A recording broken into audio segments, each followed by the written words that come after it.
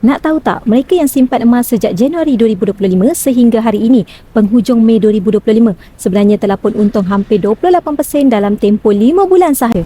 Kenaikan sebanyak RM128 dalam tempoh 5 bulan ini memang sangat dahsyat. Tapi tuan-puan yang baru sahaja nak belajar simpan emas, jangan ingat emas ni semata-mata tentang harga dan juga keuntungan. Nak simpan emas, tuan-puan kena ada ilmu yang betul. Pesan mentor saya, Tuan Muhammad Zulkifli Syafiq ini, bukan emas sebenarnya yang membuatkan kita kaya, tetapi ilmu tentang emas itu sendiri. Bagi tuan-puan yang baru nak belajar simpan emas, pastikan tuan-puan faham prinsip asas simpanan emas itu sendiri.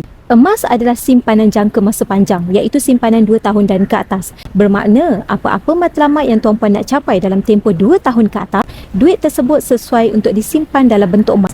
Sebagai contoh, tuan-puan nak jadikan sebagai dana pergi umrah, haji ataupun nak beli rumah ataupun mungkin sebagai dana persaraan sewaktu tua nanti. Sangat sesuai. Tapi Cik Wafa, harga emas makin lama makin mahal.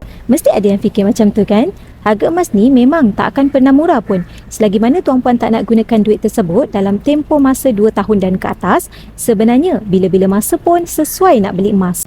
Tahun ini, harga emas telah pun mencatatkan yang paling tertinggi dalam sejarah peradaban dunia, iaitu RM533 untuk 1 gram. Tuan-puan, jangan tunggu sampai harga emas dah cecah RM1,000 untuk 1 gram baru nak bermula. Bagi yang berminat untuk mulakan simpanan ataupun nak membeli emas di Public Gold, maka tuan-puan boleh terus rujuk pin di video TikTok saya ataupun terus klik link di bio cara untuk bermula. Saya akan get tuan-puan dalam simpan emas bersama dengan Public Gold.